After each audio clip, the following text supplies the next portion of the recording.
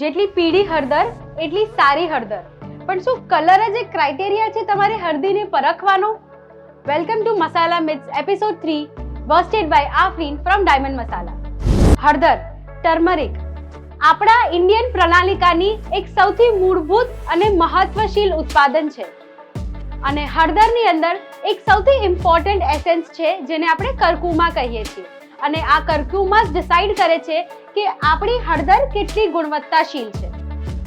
Diamond મસાલા અને વિજય મસાલાની હળદરની અંદર 2 to 3.25 and 4.25 સુધીની કરક્યુમાનો એસેન્સ આવે છે. અને આ જ કરક્યુમા જ્યારે તમારા શરીરની અંદર જાય છે ત્યારે એ ના ફક્ત તમારા ખાવાને ગુણવત્તાશીલ બનાવે છે પણ તમારી ઇમ્યુનિટી બૂસ્ટ કરે છે અને તમારા શરીરને પણ ગુણવત્તાશીલ બનાવે છે. હા, એ વાત સહી છે કે જેટલું વધારે કરક્યુમાનું એસેન્સ હશે એટલી વધારે તમારી ટર્મરિક યલો પ્રમાણમાં વધારે હશે અને તેનું કલર ડાર્ક થતા જશે.